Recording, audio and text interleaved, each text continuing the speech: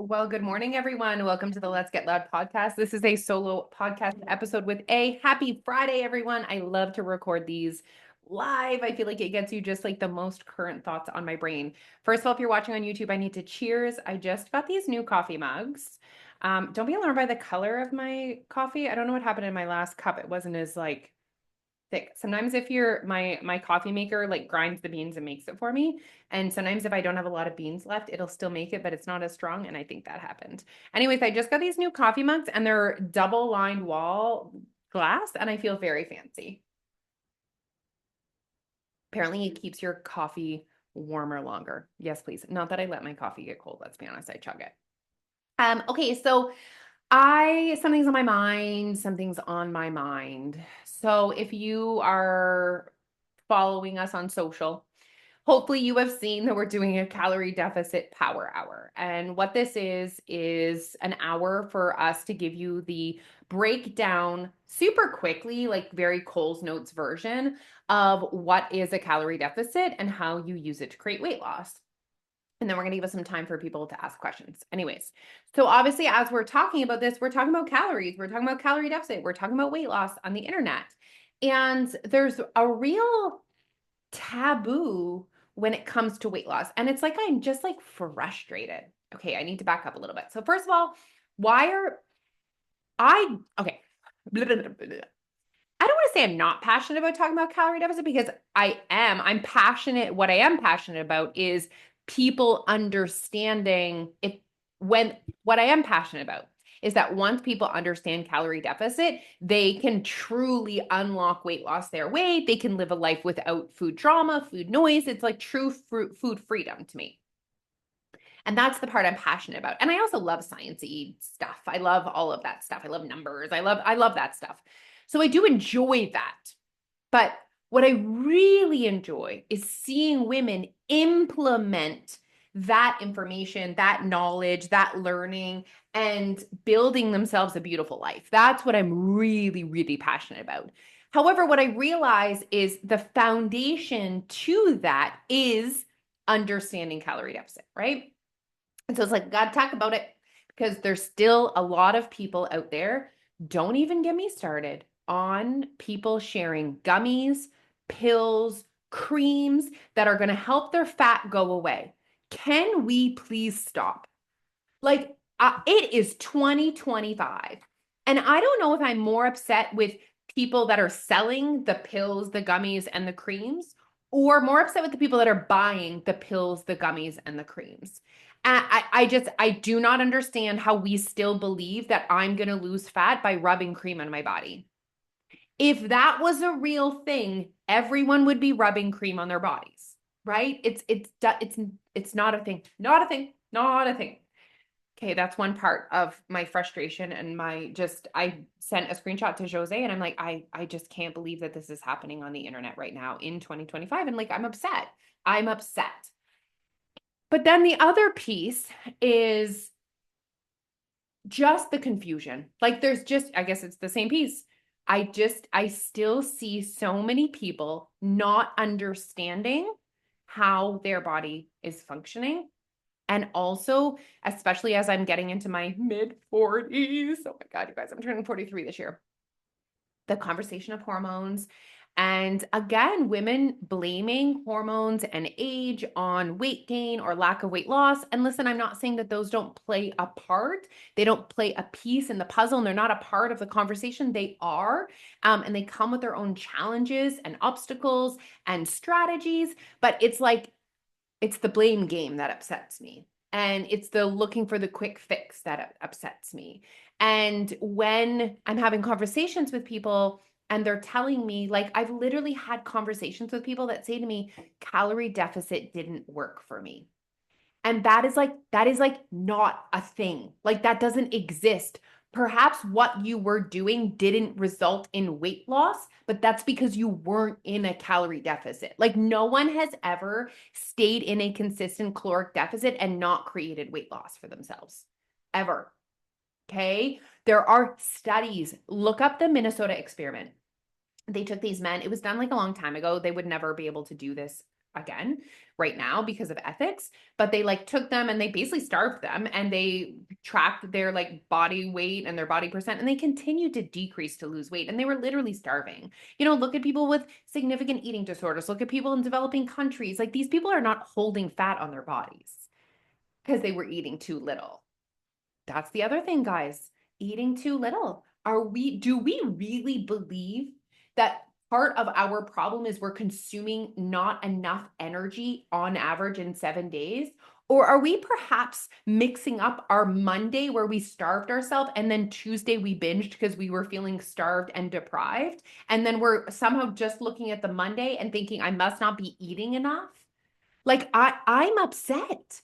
And you know what? I used to say that I wasn't upset, that I was just passionate. Today I'm upset. I am upset. So back to people telling me calorie deficit didn't work for them. Whatever you were doing wasn't putting you in a calorie deficit. And the language we use is so important because when you think calorie deficit doesn't work for you, you feel broken and you feel hopeless and you're like, what's the point? You feel confused and those are not fun feelings. So I need you guys to stop fighting it. You're not currently creating weight loss is because you're not in a calorie deficit. And here's the piece. If you're consuming more energy than your body requires to function, you're not bad. You're not unworthy. And I think that's the complexity of all as well. As women, so much of our worth is connected with our weight. And so, oh, if I don't consume a lot of energy, I'm good. I'm worthy. I eat healthy foods. I'm on this pedestal. We need to separate our weight from our worth. And we need to look at weight loss, the actual science of weight loss. There's a whole psychological part of weight loss, but we need to look at the science part of weight loss as science. And that is very rational, not emotional. And so again, I'm just saying I'm frustrated. So on top of my frustration of the people still feeling confused, what I'm realizing as well is that weight loss content is very censored. So do you know right now, and I was looking for inspiration for reels to make. Do you know right now, if you go and you make a reel, you look up weight loss on Instagram, it doesn't give you, it won't give you a search. It doesn't search. You know what it said to me? I think I screenshotted it yesterday. Weight loss, if you're looking at this, oh my God, my phone's already dead. Oh my God, why am I not on Wi-Fi? Oh, yes, I am. Weight loss, I put weight loss. Help is available. If you or someone you know may be struggling, there are ways to get help. How dramatic. Why are we at a point where someone wanting weight loss is a helpline call? I'm confused.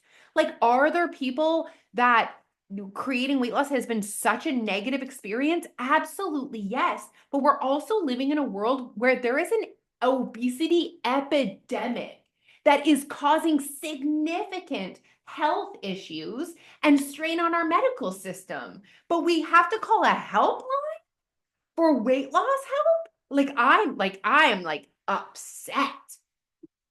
It's like the same if I would have Googled suicide, then I would, yes, absolutely, I need a helpline for that. But weight loss? Do you want to know the worst part, everyone? Do you know what happens when I go in and I search Ozempic?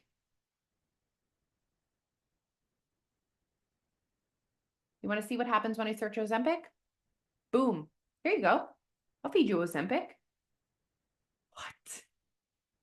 Now, listen, I'm not talking shit about Ozempic. I actually believe that Ozempic is actually net positive in the world. I believe that. And that's a whole different conversation. But I believe Ozempic could be net positive aside from, because I don't know about the side effects of the medicine, but the actual difference it could make in people's lives, I think, is net positive.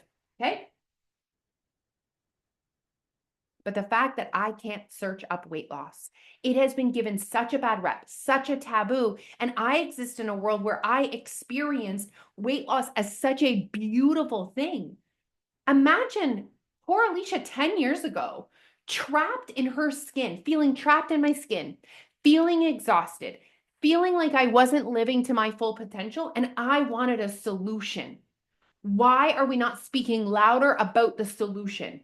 Create a calorie deficit your way. Boom, done, point, over.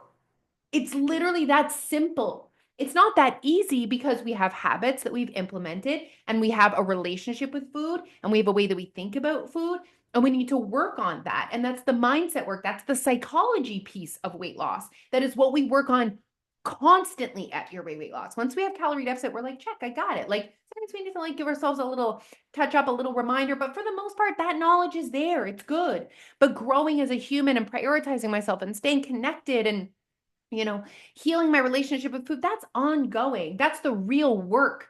Why can't we help people lose weight in a positive way? Why do people still feel guilt and shame when they say out loud, I want to create weight loss? Why does that need to be bad?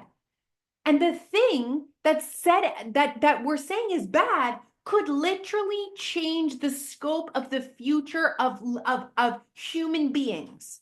Like, where are we going right now with where we're at with the processed foods we're consuming, our lack of mobility? Like, I go into the public, you guys, because I just work from my home most of the time.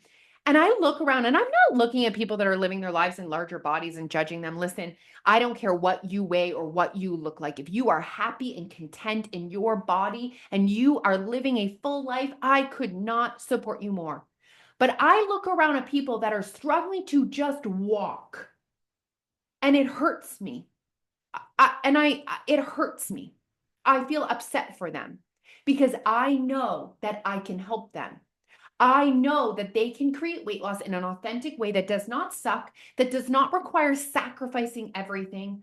And yet I'm almost not given that opportunity because the word weight loss is so taboo. So taboo that I can't search it up on Instagram.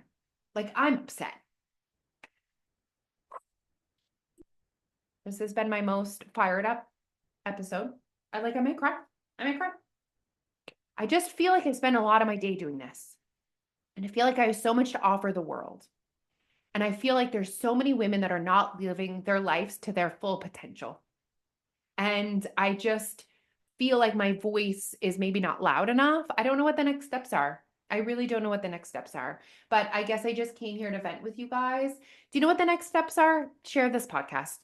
Let's start there. Please share this podcast so other people can listen and maybe hopefully they realize that if they are also feeling trapped in their skin, if they are also feel like they're not living to their full potential, if they're tired of being tired, that even if they're in their 40s and they're going through perimenopause, that there are options for them and that the options don't have to suck. So let's start there, everyone. Thank you guys so much for listening. I appreciate you. I hope you have an incredible weekend. I'm going to sit with these emotions and these feelings and this frustration, and I'm just going to sit with them.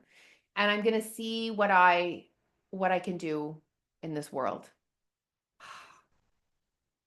I'm like speechless. Like after just emotionally at you guys, I'm just like speechless because I just don't know why we've lost ourselves.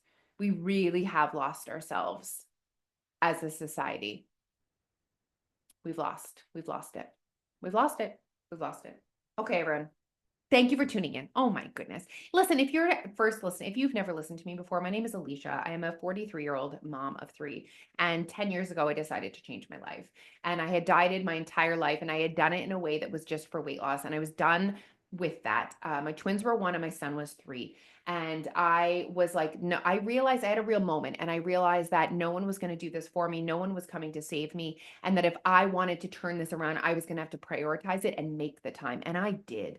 And I lost 70 pounds and I've been maintaining that weight off since and helping other women do exactly the same thing. And I'm just so passionate about helping women live a full, healthy, happy life. And if they choose to want weight loss as a part of that full life, to offer them an option for them to create weight loss for themselves in an authentic way. So built on with their values, their resources, their goals. So that's who I am. That's what I'm all about. Follow me on Instagram. That's my favorite place to be. So it's Alicia_YWWL. we are having a free calorie deficit power hour, like I talked about at the beginning of this podcast, where we are going to debunk some calorie deficit myths and give you guys an opportunity to ask us all of your questions. It's actually happening this Tuesday at 10 a.m. But if you cannot watch it live, no big deal. We will send you the recording. You just need to make sure you sign up. So I will put the link to that in the show notes. Again, I just want to say thank you guys for letting me vent. Thank you for letting me, this being a safe space. Thank you for hearing me. Thank you for understanding my intention. And we got work to do. We got work to do, everyone. And I'm willing, I'm ready. I'm ready